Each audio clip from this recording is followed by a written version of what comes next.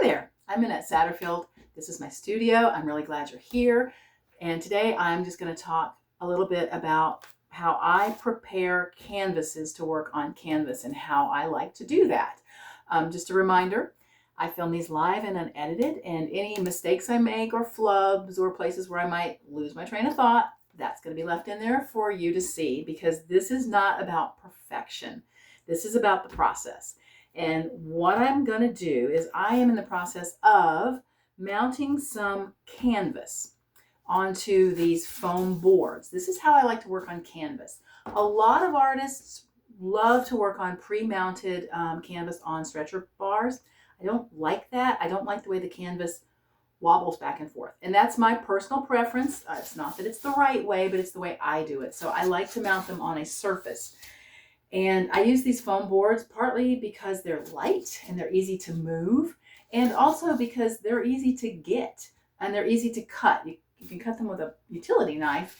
And what this stuff is, this is construction foam from the building supply store. You find it in the lumber department. It comes in large sheets, I think 4 by 8 feet, and you can cut it down to the size you want.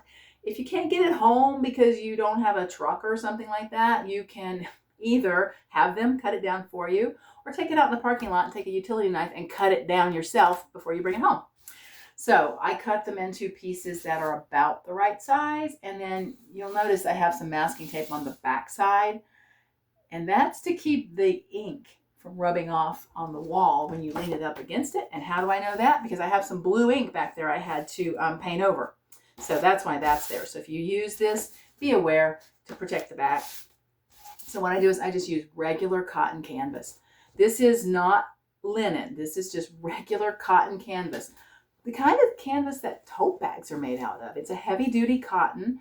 I much prefer to prepare and prime my own canvas. You can buy it pre-primed if you like, and with gesso, you can do that. But I much prefer to do it myself because I like the finish I get, and I also like being able to make it any size I want, so that I just tear it to size. This one is what I'm working towards doing here is working on canvas, because as opposed to working on paper or panel, there are just some things you can do on canvas that don't look the same, don't work the same, don't give you the same effect as paper and panel. And I love that texture. That texture is amazing.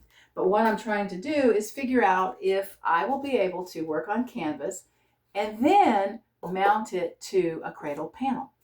Instead of, I know, I could just paint directly on the panel, but I want to paint on the canvas. And then I want it mounted on the panel because this is my preferred way to present my art. I know some artists, like I said, the stretcher, and I will also use stretched canvas, but mostly I really like it to be on the cradle panel because it's a finished product and I can make the edges look the way I want them to. It's ready to hang. So that's why I want to experiment with doing this. I've not done this before. There's a good chance it won't work, but I'm willing to try. So once I have my piece of canvas and I know it's large enough to hold, I checked this, that I've got plenty of space around the panel I'm going to use, is I simply, it's flat. You can see there's a little bit of a crease in it, but it's not going to matter once we get going. I use masking tape, not artist tape, not painter's tape, not blue tape, but masking tape. A nice wide roll of masking tape, and fresh. Make sure it's fresh. If it's old, it won't peel right. It'll feel sticky and it'll stick to itself and it really won't work well. Like, it has a sound. There's a certain sound. And once you work with masking tape a time or two and you get a hold of a roll that's not fresh, you'll know. It will be, oh, this roll is, it just won't peel off right, and it will be weirdly sticky to itself. It's just a mess. So what I do is I just take that piece of tape and I run it along the edge of this canvas, overlap it 1/4 of an inch, 1/2 an inch. You need to get enough tape on the canvas to get a kind of a bite. Otherwise, it's going to pull loose, because later when we start priming and really working on this canvas is going to tighten up, which is replicating the effect of pre-stretched canvas. But again, I don't like that flop. I don't like to flop. And I'll show you what happens when you get this on the board. So that's, just tape your way around it. I like to tape across. I like to cut my tape. And if you're going to cut your tape, get some non-stick scissors. These are Fisker's non-stick. There's some kind of coating on them.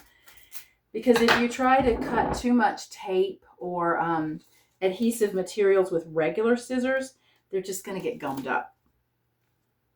And they're going to be gross. And they're going to be hard to clean. So I use non-stick scissors for cutting tape and other sticky material. So I have my second piece on. And I just kind of just stretch it. I'm not pulling really hard. I'm just stretching it to make sure it's flat. And pull the tape across and then just smooth it down. So you can see it still has a little bit of a, I get the light on it, right? Well, yeah, there. It still has a few ripples in it, but it'll be fine because we're going to straighten them out. And then once the first layer of gesso goes on it, it's going to tighten up. So tape this down. Give another bit of a pull. Okay, now I've got the last edge to go. Again. Okay, now I folded my tape over. I'm just going to cut that off because it's not going to stick right. Okay, and then love that sound. That zzz sound of fresh tape. Got to love that. Okay. Now this last edge is there. It's ready to go. So what I'll do is I'll just ever so gently, because don't pull too hard, is tighten it up a little bit so it just snugs that canvas up. Now just rub it down pretty well.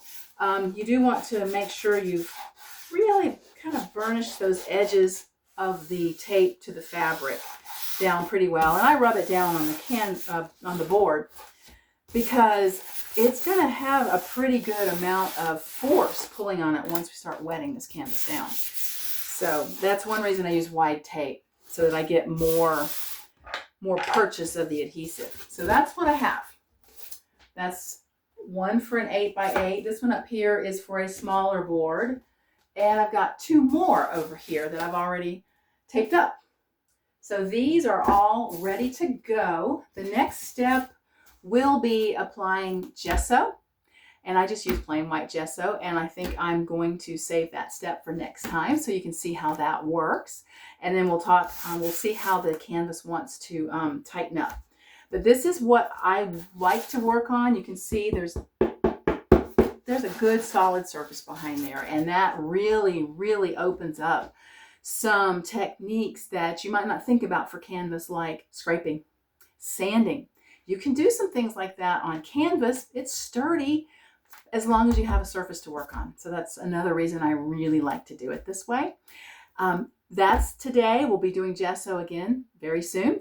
And thank you so much for being here. I really enjoyed doing this. And if you want more, please sign up for my newsletter. I am on no social media platforms. And so this is the way, and my newsletter is the way to find out more. Thanks again. I'll talk to you soon.